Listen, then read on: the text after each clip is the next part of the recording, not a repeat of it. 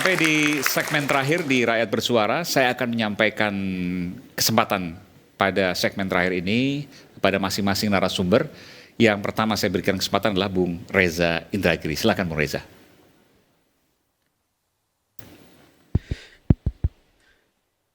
Saya hanya, ini ya Mas Aiman. Sebelahnya mungkin, pakai mikrofon sebelah, oke.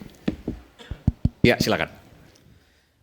Kurang lebih 3 jam lalu bersama teman-teman Diskursusnet, saya berbincang dengan orang yang hampir nasibnya sama dengan Saka Tatal.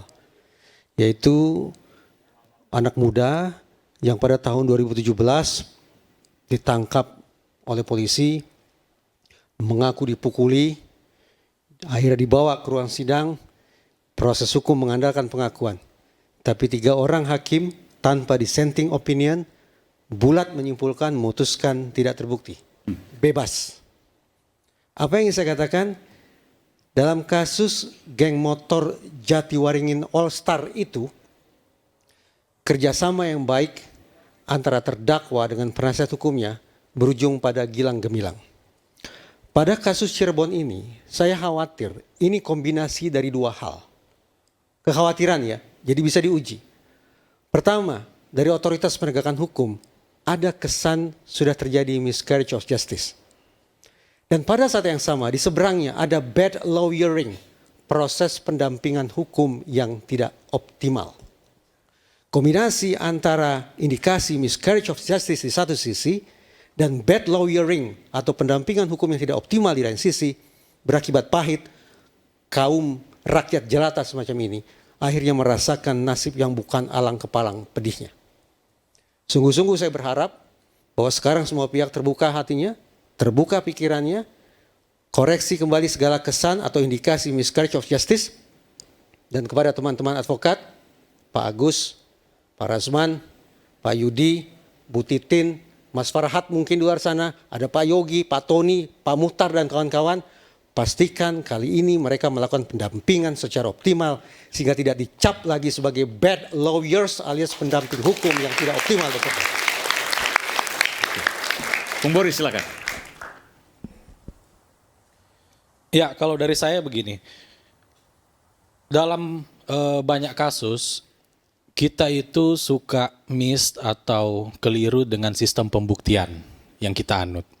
Sistem pembuktian di Indonesia ini itu pembuktian negatif, Mas Aiman. Jadi 2 alat bukti yang sah. Bukan cuma 2 alat bukti, 2 alat bukti yang sah dan keyakinan hakim. Oke. Jadi suatu kasus itu harusnya diproses, bukti-buktinya itu haruslah benar-benar sah dan bisa meyakinkan. Nah, untuk kasus Peggy ini kan jadi banyak pertanyaan. Tapi poin saya adalah alat bukti yang sah itu harus diperoleh secara benar, sesuai prosedur, tidak ada penyiksaan dan lain-lain. Apabila ada, maka itu dikategorikan tidak sah. Cara memperolehnya tidak sah. Implikasinya adalah bukti itu tidak bisa digunakan sebagai alat bukti. Dan hakim wajib mengesampingkan alat bukti yang diperoleh secara tidak sah. Itu namanya exclusionary rules. Dan dalam putusan MK itu juga sudah pernah diputus MK, putusan nomor 20 tahun 2016. Itu ada ketentuan itu. Nah, yang selanjutnya adalah meyakinkan. Nah, kasus ini harus benar meyakinkan. Dalam asasnya itu disebut in dubio pro reo. Ya, apabila ada keraguan sedikit pun hakim wajib membebaskan. Tidak boleh ada keraguan-raguan.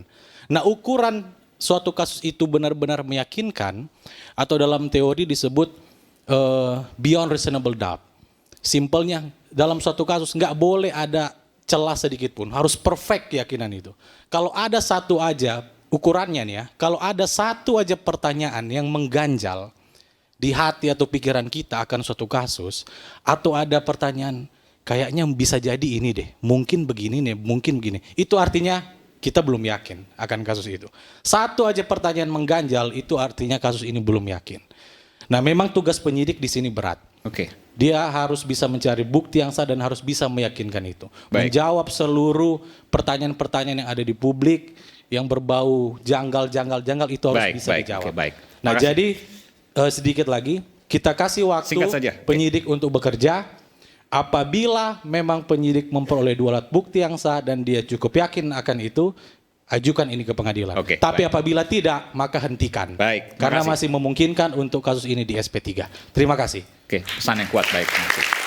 Silakan Pak. Terima kasih, Bung Aiman.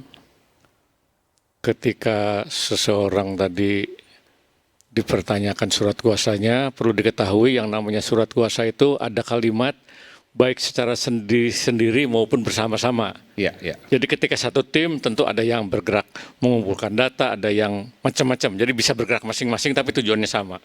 Satu.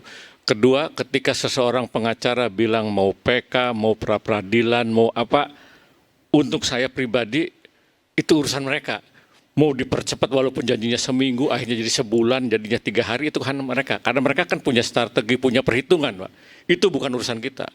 Terus ketika cerita tentang penyalahgunaan jabatan ataupun apalah pelanggaran hukum, saya itu mungkin termasuk yang pertama kali tahun 1994 sudah memperadilankan Kapolwil Cirebon. Dan itu berhasil. Justru pada saat sulit-sulitnya, orang lain tidak berani pra-peradilan, kami udah pra-peradilan dan berhasil. Itu masih masa Orde Baru waktu itu ya? Masa Orde Baru tahun 94, Kapolwilnya saat itu adalah almarhum AT. Kemudian penutup saya kira diskusi sekarang yang tadi kata Pak Rasman demi penegakan hukum negara dan sebagainya yang heroik, tapi bagi saya penutupnya adalah sesuai dengan yang disampaikan oleh Pak Reza dan sebagainya, yang terbaik adalah lakukan eksaminasi publik untuk kasus ini. Itu aja, terima kasih. Assalamualaikum. Baik, terima kasih. Saya berikan kesempatan pada Pak Yudya. Silakan, Pak Yudya Lamsah. Ya, terima kasih. Saya sangat berharap kepada masyarakat juga karena Liga Akbar ini pertama kalinya muncul di media. Karena emang kemarin Ini belum pernah ya selama... belum pernah. Baik, terima kasih Pak. Ya, banyak Pertama kali media rakyat yang bersuara ini. meminta, banyak media yang meminta untuk tampil, akan tetapi yang bersangkutan belum bersedia karena emang beban batin dan mentalnya sangat besar. Ya. Nah, pada kesempatan ini saya ingin mewakili Liga Akbar bahwa yang bersangkutan selama inilah sebelum pengungkapan kemarin fakta yang sebenarnya merupakan beban yang sangat berat bagi kehidupannya karena ada sesuatu yang ditutupi, tidak sesuai dengan fakta dan berakibat kepada beberapa orang menjalani masa hukuman. Nah, pada saat ini Liga Akbar ingin mengungkapkan yang sebenarnya. Mudah-mudahan dengan pengungkapan yang tidak seberapa lah, tapi bisa memberikan manfaat Ya. untuk penegakan hukum, kepastian hukum yang terlibat dalam perkara Vina Cirebon ini. Mudah-mudahan untuk Liga sendiri bisa menjalani hidup ke depannya tanpa adanya tekanan, ancaman ataupun cibiran dari masyarakat, biar kehidupannya kembali normal seperti Baik. masyarakat yang lainnya. Baik. Terima kasih. Terima kasih. Silakan Liga. Apa yang mau disampaikan terakhir? Ada yang mau disampaikan terakhir? Satu kalimat saja misalnya. Cukup. Tapi Liga sekarang sudah lebih lega mengungkapkan ini pertama kali di media ini. Ya, lebih lega. Lebih lega. Dan Liga yakin, saya tanyakan terakhir kali sebelum saya tutup acara ini. Liga yakin apa yang Liga sampaikan hari ini adalah sebuah kebenaran. Yakin sebuah kebenaran. Bahkan Liga berani bersumpah demi nama Tuhan untuk itu. Saya berani bersumpah.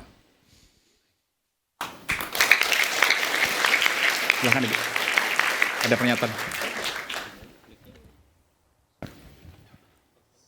Saya kan udah kasih tahu, ini udah lowbat lagi nih, Ya. ada daun lagi nih. Oke. Jadi intinya adalah kami dari pihak keluarga memohon tolong seadil-adilnya, seterang-terangnya, terbukalah. Saka sudah berusaha semampunya dia. Sampai sekarang daun lagi, ditolong. Jangan ada yang ditutupi lagi. Itu saja, terima kasih. Baik. Saka terakhir. Cukup. Tapi Saka juga sudah lebih lega sekarang ya. Lebih lega sekarang.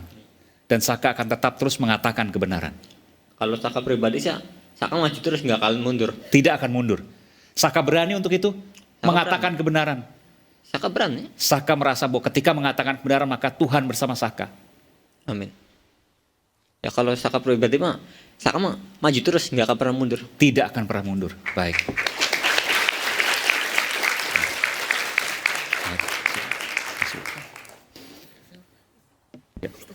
Baik, terima kasih. Terakhir, Bung Rasman, silakan. Baik, terima kasih. Karena ini closing statement, tentu saya harus tutup dengan kesimpulan yang baik. Dan supaya tidak menjadi fitnah. Izinkan saya sedikit, Bung Aiman, karena diberitahu bahwa saya seolah-olah merekayasa laporan dan lain-lain terhadap Saudara Liba Akbar. Ini ada Tribun News, Viral News, 6 jam yang lalu. Mohon saya diperkenankan, saya buka dikit aja. Terpidana kasus tersebut yakni Saka Tatal. Ketiga saksi masing-masing adalah Liga Akbar, Aep, dan saksi Dede. Hal itu disampaikan oleh kuasa hukum Saka Tatal, Farhad Abbas, pada Senin 10 Juni. Oke, selesai. Jadi saya tidak perlu berdebat urusan ini. Terjawab ya. Baik. Yang kedua, Ini bahwa Bung ada, Aiman, pengacara Saka Tatal mempolisikan Ya. tiga orang. Saka Tatal polisikan 3 saksi kasus Vina Cirebon. Oke, baik. Ya, clear ya. Yang kedua, Bung Aiman, saya ini jujur prihatin dengan kasus ini. Dan tidak ada sedikit pun dalam hati saya seolah-olah saya mau mencari perhatian ini dan lain, tidak. Tapi saya tahu ini bahwa ada upaya-upaya supaya ini terblow up terus, sementara kita tidak jelas titik terangnya. Ini kan ada kapal, terus ada gelombang, kita butuh kompas, butuh nakoda yang jago, agar ini sampai ke sana. Karena rakyat sekarang traumatik dengan kasus Sambo. Tetapi, apakah ini seperti kasus Sambo? Menurut penelusuran saya dan tim, sepertinya tidak seperti itu. Bahkan tadi sore ada pengacara yang preskon dan mengatakan bahwa meminta Pak Presiden membentuk tim pencari fakta karena hanya Presidenlah yang punya kuasa dan tidak punya kepentingan. Ini artinya menuduh ada orang yang seolah-olah termasuk Kapolri, bahwa seolah-olah Kapolri tidak bekerja untuk ini, padahal kasihan juga mereka sudah bekerja, mereka serius, jaksa juga serius, hakim juga serius. Yang saya paling prihatin adalah Pak Indra Giri. Dan yang kedua sahabat saya ini Pak Boris. Ini kan kejadian 2016. Sekarang yang meriksa itu urusan Peggy 2024. Orangnya sudah beda-beda. Jangan samakan yang lalu dengan sekarang. Makanya kita awasi. Agar apa? Agar prosesnya benar. Kalau ada yang salah kita tuntaskan. Saya nyatakan bahwa kalau polisi salah tangkap, pasti konsekuensinya berat dan hukum mereka. Tapi kalau ternyata Peggy dan pelaku yang lain benar, maka hukum Peggy dan yang lain-lain. Begitu juga dengan penganiayaan yang katanya. Saya tidak mau bangsa ini berbenturan, ribut. Kenapa ribut, Bung Aiman? Karena beda dengan kasus Sambo. Kalau Sambo begitu diperiksa, dia ngaku, Pak Reza. Dia ngaku, Pak Reza. Bung Boris. Awalnya yang kan ini tidak ngaku. Awalnya awalnya begitu tidak. diperiksa ngaku. Ini tidak ngaku. Tidak ngaku, terus mutar-mutar keterangannya. Yang buat kita ini capek siapa sih? Kan keterangan mereka juga yang berubah-ubah ini. Begitu juga dengan penyidik, pusing. Nah, karena itu mari kita lakukan upaya hukum yang benar, tegakkan. Saya yakin dan percaya bahwa Polri bisa mengatasi ini. Terakhir, saya dan keluarga jujur tertekan juga. Buat apa juga ayah lagi masuk TV, udah capek kok? Enggak. Saya berprinsip, tarjun najata walam tasluk masalik inna safina la tajjan al yabas. Kamu tidak akan pernah mendapatkan apa yang kamu cita-citakan kalau kamu tidak membandingkan air mata bahkan nyawa, karena kapal tidak akan pernah berlayar di atas daratan. Itulah saya. Terima kasih. Baik, terima kasih Bapak Ibu semua. Kotak Pandora pembunuhan Vina pelan-pelan terbuka. Lalu kemudian pertanyaannya kini, apa yang sesungguhnya terjadi? Benarkah ada peradilan sesat yang salah menghukum para terpidananya?